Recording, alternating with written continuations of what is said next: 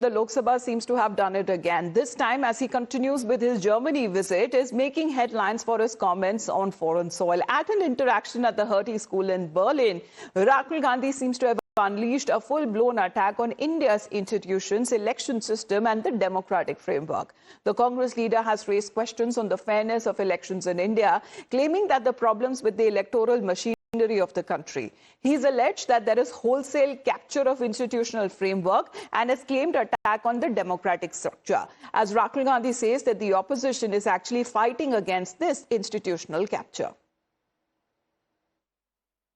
I've done press conferences where we have clearly shown, without shadow of a doubt, that we won the Haryana election.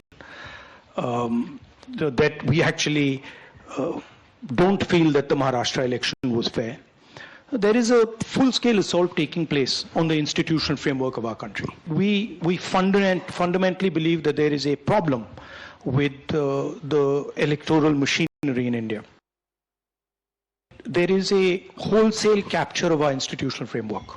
There is an atmosphere in India where the institutions are not performing the role that they should be performing. The BJP views the institutional framework of India as belonging to them. And so they use it as a tool for building political power. So there is an attack on the democratic system. Now, okay, so then you'll say to us, okay, so what? Well, as the opposition, we have to find ways to counter this. We are not fighting the BJP. You have to understand that. We are fighting their capture of the Indian institutional structure. Well, let's connect with Pragya on this. Pragya, good morning. Rahul Gandhi, once again, as far as his statements are concerned, he says that there are certain issues that are plaguing India's electoral machinery and institutional integrity, warning that the BJP's actions threaten not only Indian democracy, but the global democratic framework. Well, Amita, the easiest way to defend the losses that Congress party has suffered over the years is to blame the institutions that are responsible for holding free and fair elections in the country. And in fact, it is these institutions that are foundation of a strong and healthy democracy that India has been known for over several decades, I would say. And in fact, the fact is, BJP has been, in fact, alleging that this is one of the narrative that has been started by Congress at behest of the foreign powers, because this also shakes the institutions that are responsible for the democracy of the country.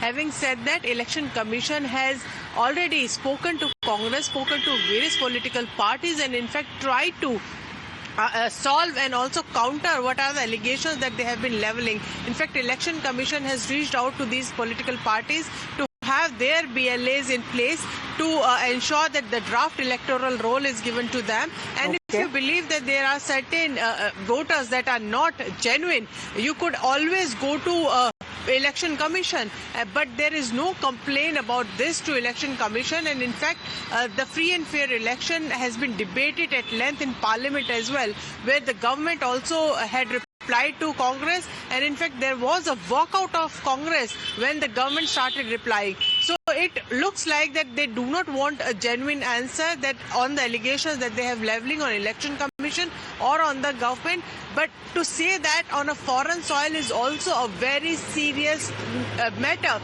because he is not just a political party representative. Rahul Gandhi is leader of opposition. His main job is to put, the center to check. Well, with the same narrative, the opposition Congress also went ahead with the elections there in Bihar, and we know what the results were. But Rahul Gandhi here seems to be claiming that there is weaponization of institutional framework. But Pragya, please to stay on with us, because we're going to talk about how the allies of the Congress are now doing, and they are questioning Rahul Gandhi as far as when we speak of the EVM question, whether Rahul Gandhi supports the idea of ballot papers or not. The leader of opposition has replied that most of the opposition leaders would agree with the scrapping of EVMs. Rahul Gandhi says that India's largest and complex democracy structure, it is actually a global asset, which he believes currently is under assault. EVM is eroding away the very fabric of democracy. What you said is very correct. people are scared to vote because they know that they will not be getting what they are voting. So as a leader and a very good human being, will you be able to completely scrap this EVM and we go back to paper wallet? Well, I've been saying it. I think most opposition people would agree with you. So you would note that this is not the first time that Rahul Gandhi has questioned Indian democracy abroad. It has rather become a pattern of sorts. Let's do a quick recap on the few instances where Rahul Gandhi has claimed that Indian democracy was under attack. 2025, while being in Colombia, he had called it as a wholesale attack on the democratic system. This time again, while in Germany, he seems to have repeated the same line. Previously, in 2024 September in Washington, he said that Indian democracy is under attack for the last 10 years. Then previously in 2023, while he was in Norway, Rahul Gandhi said that many are fighting against the assault on democracy. Then at the Cambridge University in the same year, Rahul Gandhi again repeated that Indian democracy is under attack and the opposition leaders are actually being spied on.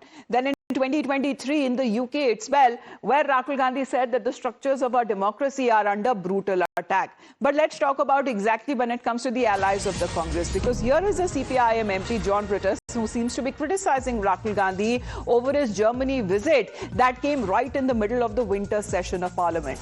A reporter asked a question about the LOP not being present during important bill debates in the House, where they seem to be the one demanding for these debates and discussion. And this is a point that has now been agreed to by the left leader, saying that it is questionable as to why the leader of opposition in the Lok Sabha, which is Rahul Gandhi, chose to fly down to Germany and when the winter session of Parliament was on.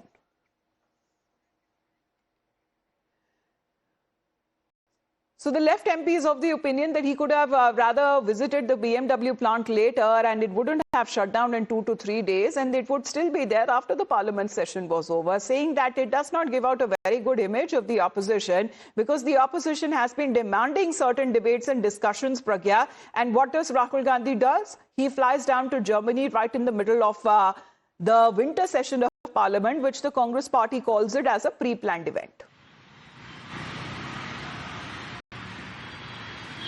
Well, Amita, you are absolutely right, and that also shows, leader of opposition Rahul Gandhi's intent to debate electoral reforms. In fact, they wanted to debate SIR. They had, had a washout session, not just this one, but previous one as well, on matter of SIR and on matter of election commission.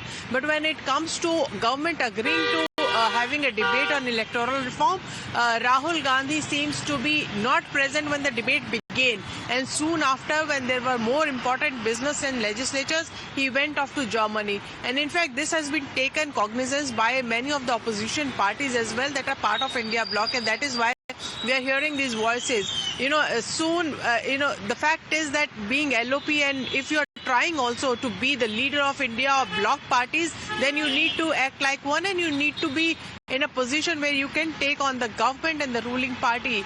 But many in the opposition party believes that Rahul Gandhi is lacking in that particular role, and in fact he is not serious enough for this kind of politics, and that is why these attacks are coming up from left, from Samajwadi Party and TMC also. Remember, yes, during many protests in the parliament, TMC did these voices are rather coming in from their own allies, questioning the absence of Rahul Gandhi, and that too in the middle of the winter session of parliament. He could have gone to Germany after the parliament session was over.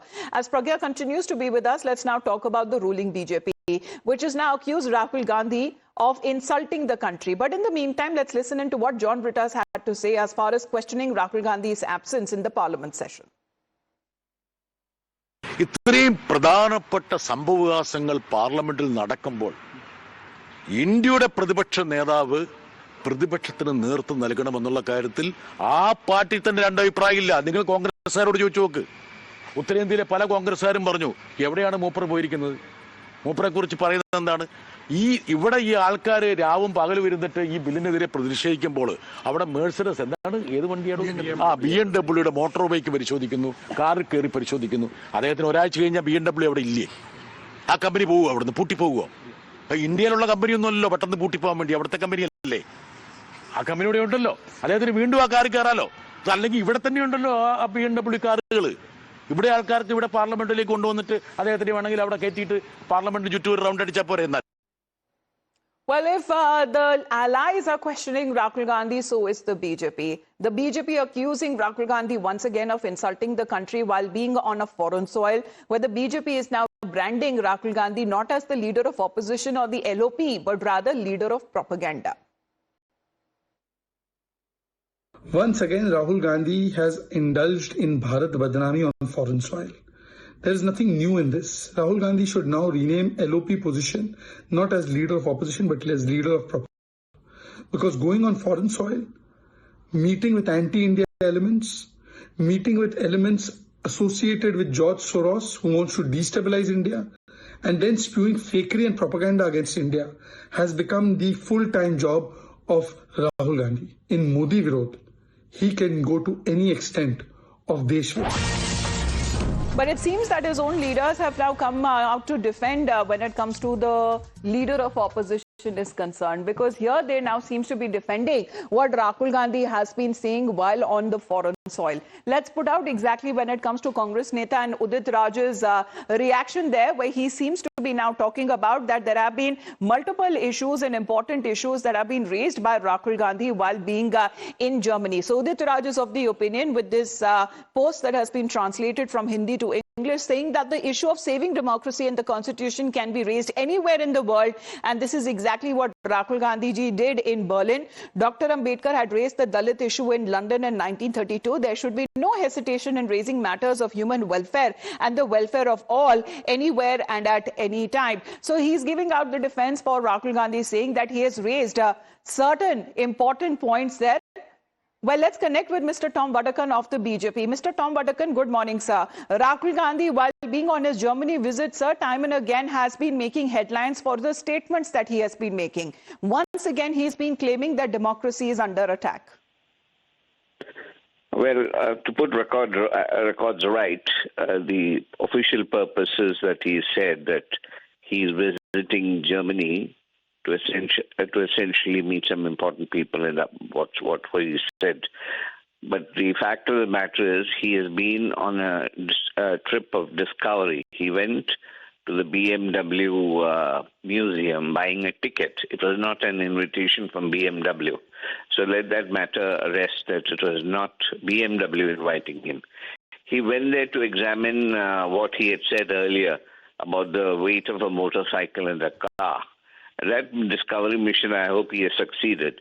And then he saw an Indian manufactured vehicle there. And his immediate and spontaneous reaction was, oh, this is an Indian. This was some TVS.